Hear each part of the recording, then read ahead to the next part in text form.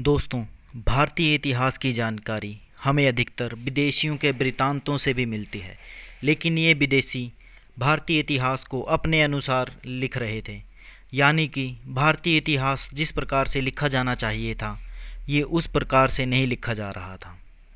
यदि आप भारतीय इतिहास की जानकारी प्राप्त करना चाहते हैं, तो भारतीय इतिहास की किताबों के पन्ने खोल के देखिए। दोस्तों, भारतीय इतिहास में आपको बहुत से ऐसे महान वीर पुरुष मिल जाएंगे जिनके जीवन में के विचारों को आप अपने जीवन में उतारना चाहेंगे। हमारे भारतीय इतिहास में बहुत से ऐसे वीर पुरुष पैदा हुए हैं जिन्होंने भारत को, संस्कृति को संजोने में अपना एक उल्लेखनीय योगदान दिया है।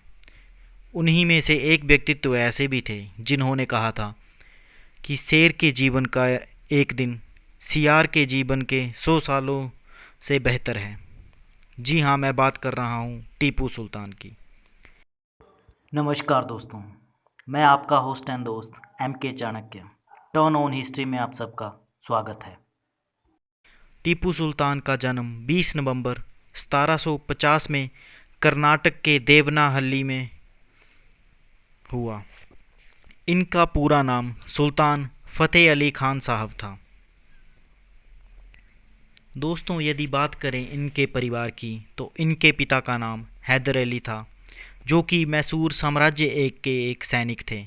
लेकिन अपनी ताकत के बल पर उन्होंने 1761 में मैसूर के शासक का पद धारण कर लिया।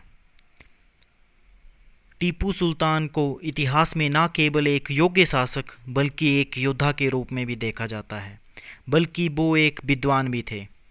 उनकी वीरता से प्रभावित होकर उनके पिता हैदर अली ने ही उनका नाम शेरे मैसूर रखा था। अंग्रेज़ों से मुकाबला करने के लिए टीपू सुल्तान को उल्लेखनीय रूप से याद किया जाता है। दोस्तों, 18वीं शताब्दी के अंतिम चरण में हैदर अली की मृत्यु हो गई एवं टीपू सुल्तान का राज्याभिषेक मैसूर की एक प्रमुख घटना के रूप में याद किया जाता है। टीपू सुल्तान के आगमन के साथ ही अंग्रेज़ों की साम्राज्यवादी नीति पर जबरदस्त आघात पहुंचा। जहां एक और ईस्ट इंडिया कंपनी ब्रिटिश साम्राज्य के विस्तार के लिए जानी जाती थी, तो दूसरी ओर टीपू अपनी वीरता एवं कूटनीतिज्ञता के बल पर मैसूर की सुरक्षा के लिए जाने जाते थे। 18वीं शताब्दी के उत्तरार्ध में टीपू एक महान शासक था जिसने अंग्रेज़ों को भारत से निकालने का प्रयत्न किया।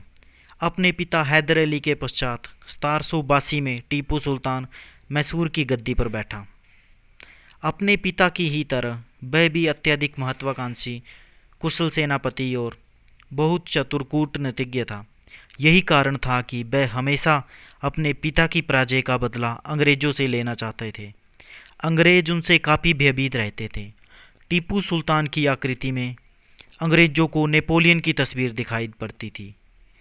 टीपू सुल्तान कई भाषाओं के ज्ञाता भी थे और अपने पिता के समय से ही वे प्रशासनिक, सैनिक तथा युद्ध विद्या लेनी आरंभ कर रहे थे। परंतु उनका पराजय का सबसे बड़ा कारण बना फ्रांसीसियों पर अंधाधुंध भरोसा।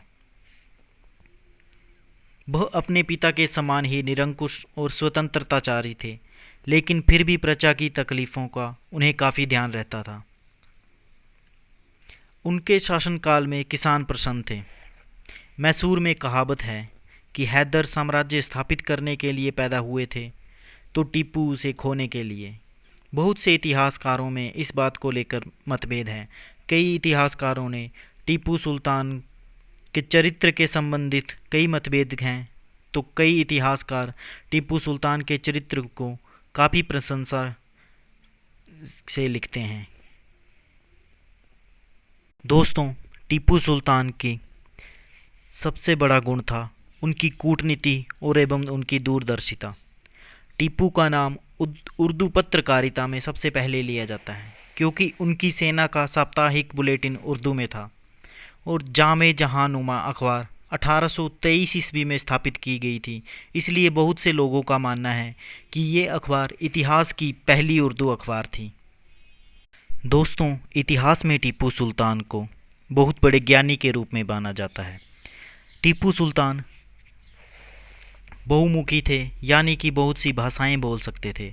वह कन्नड़, हिंदुस्तानी, उर्दू, फारसी इत्यादि भाषाओं में बोल लेते थे। अथवा इसके अलावा विज्ञान, चिकित्सा, संगीत, ज्योतिष और इंजीनियरिंग में उनकी बहुत दिलचस्पी थी।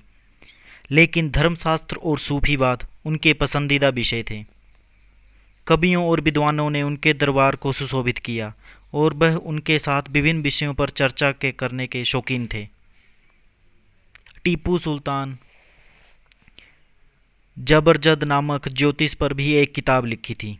उनकी लाइब्रेरी की अनेक पुस्तकें पैगंबर मोहम्मद, उनकी बेटी फातिमा और उनके बेटे हसन और हुसैन के नाम के कब्र के मध्य में और चारों कोनों पर 4 खलीफाओं के नाम के साथ ले जाती हैं।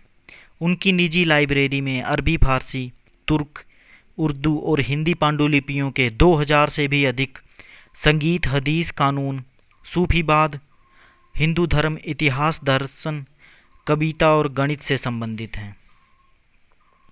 दोस्तों, मैंगलोर की संधि से भी अंग्रेजों और मैसूर युद्ध को समाप्त नहीं हो पाया।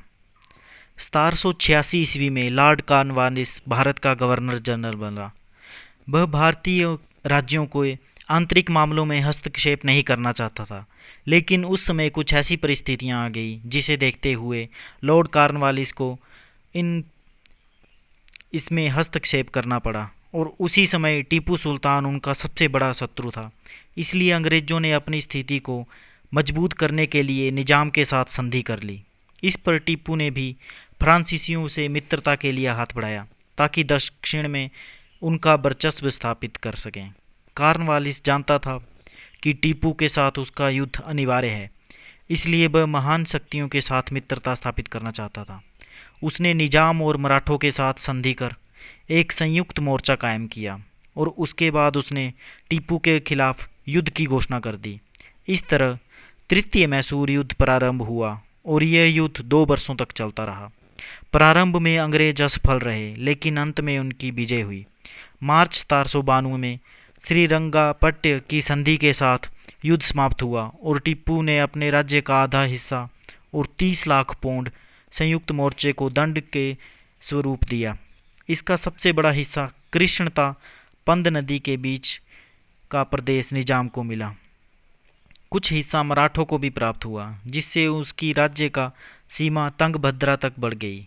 शेष हिस्सों पर अंग्रेजों का अधिकार रहा। टीपू सुल्तान ने जायतन के रूप में अपने 2 पुगों को भी कॉर्नवालिस को सुपुर्द किया। इस पराजय के टीपू सुल्तान को भारी क्षति उठानी पड़ी। उनका राज्य कंपनी राज्य से घिर गया तथा समुद्र में उसका संपर्क टूट गया। ऐसी स्थिति में टीपू फ्रांसीसियों की सहायता ले सकते थे। अगर संपूर्ण राज्य को अंग्रेज ब्रिटिश राज्य में मिला लेते तो मराठा और निजाम भी उससे जलने लगते। इसलिए कॉर्नवालिस का उद्देश्य था कि टीपू की शक्ति समाप्त हो जाए तथा साथ ही साथ कंपनी के मित्र भी शक्तिशाली ना बन सके। इसलिए उन्होंने बिना अपने मित्रों को शक्तिशाली बनाए टीपू की शक्ति को कुचलने का प्रयास किया।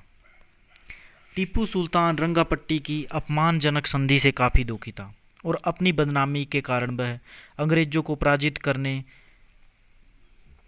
के लिए नई नई राहें ढूंढते रहे। प्रकृति ने उन्हें ऐसा मौका भी दिया, लेकिन भाग्य ने टीपू सुल्तान का साथ नहीं दिया। जिस समय इंग्लैंड और फ्रांस के युद्ध चल रहा था, इस अंतर्राष्ट्रीय परिस्थिति का लाभ उठाने के लिए टीपू ने विभिन्न देशों में अपने राजदूत भेजे। फ्रांसीसियों को उसने अपने राज्य में विभिन्न तरह की सुविधाएं प्रदान कर सैनिक संगठन में उन्होंने फ्रांसीसी अफसर नियुक्त किए और कुछ फ्रांसीसियों ने अप्रैल 1798 ईस्वी में अंग्रेजों के विरुद्ध टीपू की सहायता की। अंग्रेज और टीपू के बीच संघर्ष आवश्यक हो गया। इसी समय लॉर्ड वेलेस्ली बंगाल का गवर्नर जनरल नियुक्त किया गया।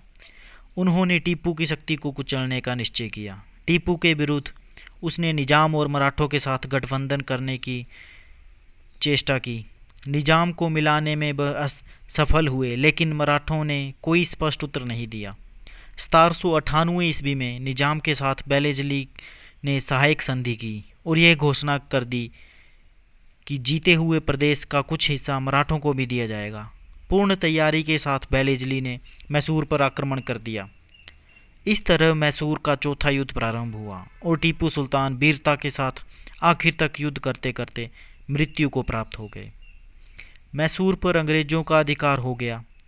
इस प्रकार 33 वर्ष पूर्व मैसूर ने जिस मुस्लिम शक्ति का उदय हुआ, सिर्फ उसका ही अंत नहीं हुआ बल्कि अंग्रेज मैसूर युद्ध का नाटक भी समाप्त हो गया। मैसूर जो 33 वर्षों से लगातार अंग्रेजों की प्रगति का शत्रु बना हुआ था, वह अंग्रेजों के अधिकार में आ गया और निजाम ने मिलकर मैसूर का बंटवारा कर लिया। मराठों को भी उत्तर पश्चिम के कुछ प्रदेश दिए गए, लेकिन उन्होंने लेने से इनकार कर दिया। शेष मैसूर पुराने हिंदू राजवंश के एक नाबालिग लड़के को संधि के साथ दिया, जिसके अनुसार मैसूर की सुरक्षा का भार अंग्रेजों पर आ गया। वहाँ ब्रिटिश सेना तैनात किया गया। सेना का खर्च मैसूर के राजा ने देना स्वीकार किया। इस नीति से अंग्रेजों को काफ़ी लाभ पहुंचा और मैसूर राज्य बिल्कुल छोटा पड़ गया और दुश्मन का अंत हो गया। ब्रिटिश कंपनी की शक्ति भी काफ़ी वृद्धि हुई। फलतः मैसूर चारों ओर से ब्रिटिश राज्य से घिर गया। इसका फ़ायदा उन्होंने भविष्य में उठाया, जिससे ब्रिटिश शक्ति के विकास में काफ़ी सहायता मिली और एक दिन उसने संपूर्ण इतिहास में हिंदुस्तान में अपना आधिपत्य कर लिया। तो दोस्तों, ये थी इस टीपू सुल्तान की कहानी, जिसने जीवन के आखिरी क्षण, आखिरी पल तक अंग्रेजों के साथ युद्ध किया। दोस्तों, उम्मीद करता हूँ आपको ये वीडियो और ये कहानी पसंद आई होगी। चैनल को सब्सक्राइब जरूर कर लें। यदि वीडियो पसंद आई है तो वीडियो को शेयर कर दें। धन्यवाद।